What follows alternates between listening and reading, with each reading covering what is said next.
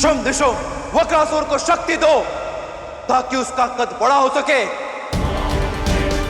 और वो महादेव के सर पर अपना हाथ रख सके और उन्हें मार सके।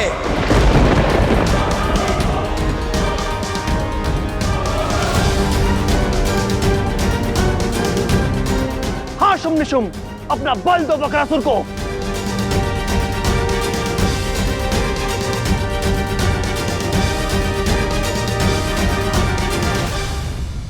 राहु की बुद्धि से तुम्हें भली भांति ज्ञात है, किंतु आप असुर साम्राज्य के राजा, असुर राज शंखचूड़, आपकी बौद्धिक क्षमता को क्या हो गया है? आपके विचारों से, आपके निर्णयों से समस्त असुर साम्राज्य का भविष्य और वर्तमान निश्चित होता है। क्या आपको इतना भी ज्ञात नहीं हो पा रहा है कि शुंभ और निशुंभ यदि साक्षात महादेव के समक्ष गए तो उन दोनों भाइयों का अंत आज अटल है।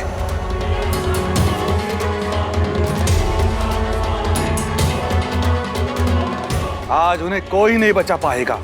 सर्वप्रथम अंत उन्हीं का होगा। जब वक्रासुर महादेव के प्राण छोड़ेगा ही नहीं तो भला महादेव किसी पे प्रहार कैसे करेंगे गुरुदेव? शुंभ निशुंभ वक्रासुर की सहायता करो।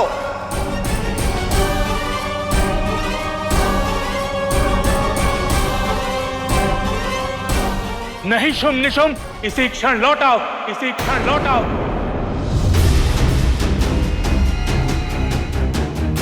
असुरराज, हमने पहले ही आपसे कहा था कि हम तीनों भाई युद्ध नहीं करेंगे।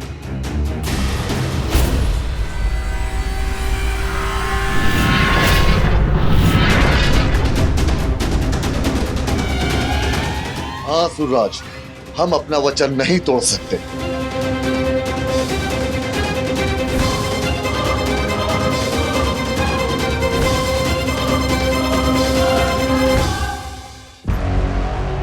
महादेव, यदि आप ऐसी लीलाएं रचेंगे तो क्या मोल रह जाएगा मेरे वरदान का?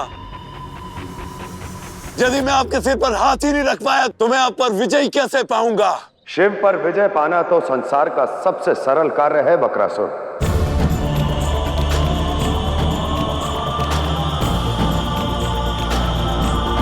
क्योंकि मुझे यदि मंशा है केवल प्रेम की, आस्था की, भक्ति की,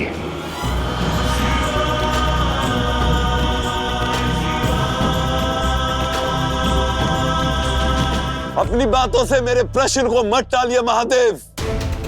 मैंने इतना कठोर तप किया है आपका और उसके बदले जो मुझे मिला मैं उसका प्रयोग भी नहीं कर पाया।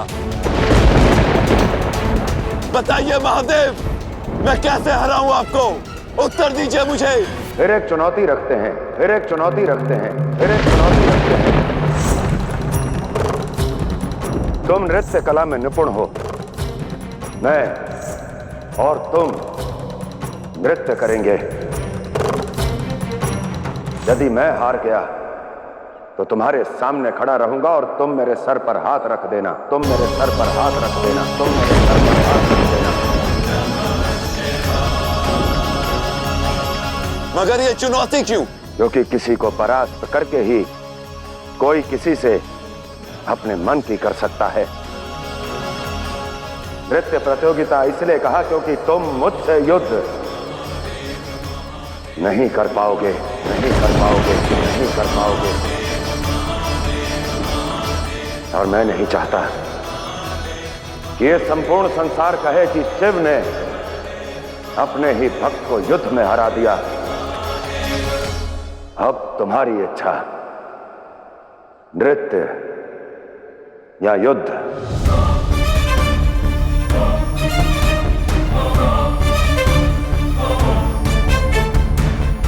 नृत्य में तो मैं निपुण हूं।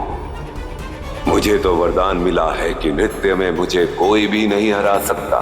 महादेव अवश्य हारेंगे मुझसे नृत्य में। उचित है महादेव, मैं नृत्य करूंगा। मैं नृत्य कला में निपुण हूं। मुझे मेरे गुरु का वरदान प्राप्त है। मुझे नृत्य में कोई भी नहीं हरा सकता। स्वयं नटराज भी नहीं, स्वयं नटराज भी नहीं, स्वयं नटराज भी नहीं, स्वयं नटराज भी नहीं।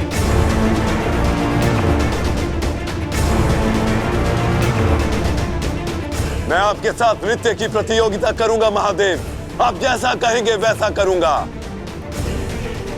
अपनी माया का उपयोग किए बिना मैं आपको पराजित करूंगा और उपहार में मुझे आपको अपने सिर पर हाथ रखने देना होगा।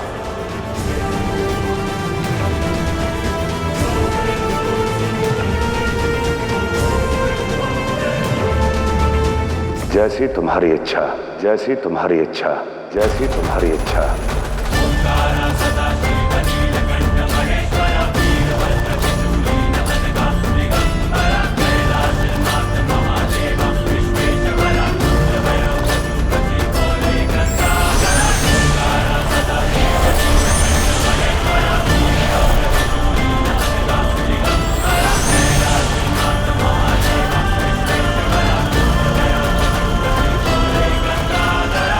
हे भोलेनाथ, आप तो अत्यंत ही भोले निकले।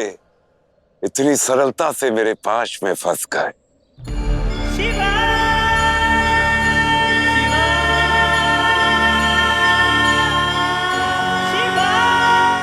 उचित कहा तुमने वक्रासुर। उसका निर्णय प्रतिस्पर्धा के बाद होगा। कैलाश चलो, नृत्य प्रतियोगिता वहीं होगी। अवश्य महादेव।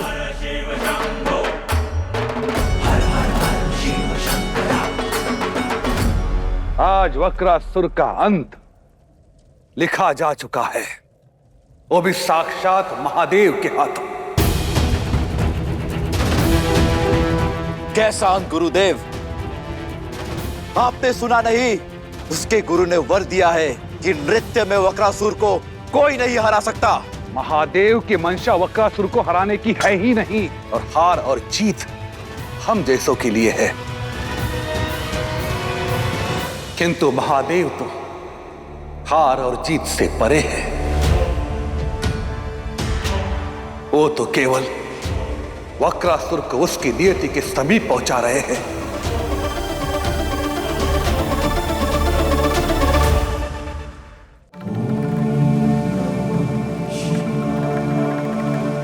उत्तम, अति उत्तम। नृत्य प्रतियोगिता के लिए कैलाश से उचित स्थान हो ही नहीं सकता।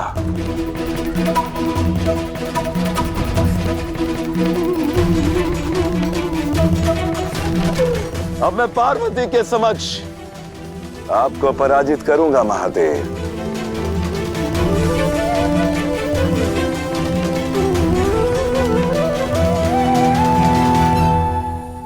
कैलाश का स्वामी बनूंगा मैं, और कैलाश की स्वामिनी को अपनी स्वामिनी बनाऊंगा, अपनी स्वामिनी बनाऊंगा, अपनी स्वामिनी बनाऊंगा।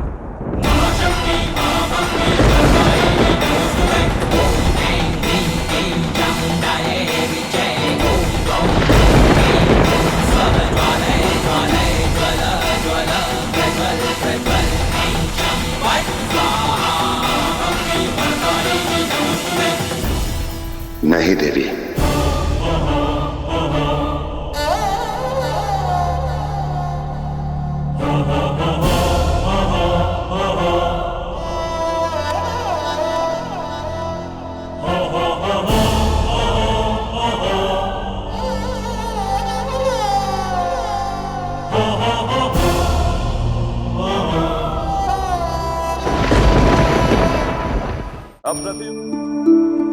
महादेव का मौन रहना देवी पार्वती के सम्मान पर वार है नारायण। वो उस वक्रासुर को दंडित क्यों नहीं कर देते नारायण? क्योंकि महादेव का जीवन, उनका निर्णय संसार के लिए एक संदेश होता है देवी। महादेव कहने में नहीं, करके दिखाने में विश्वास रखते हैं। वो संसार को शब्दों से नहीं, कर्मों से सीख देने में विश्वास रखते हैं।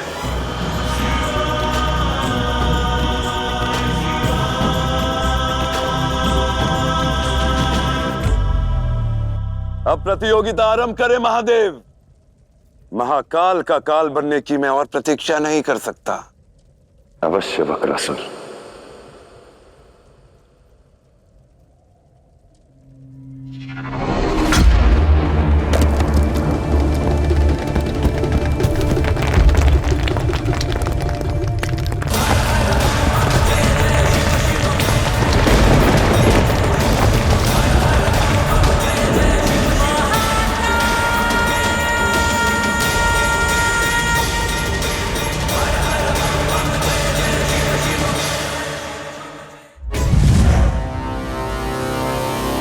गुरुदेव, ये किसके विनाश का शंखनाद है? वक्रासुर के।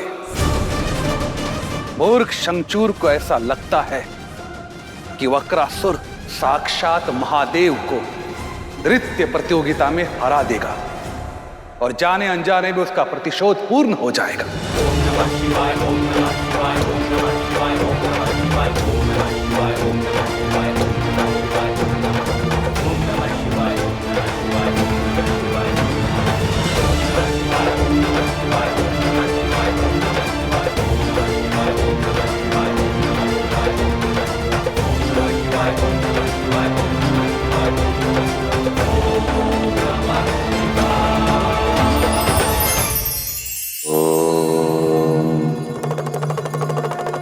किसान फसल बोने में कितना परिश्रम करता है ना।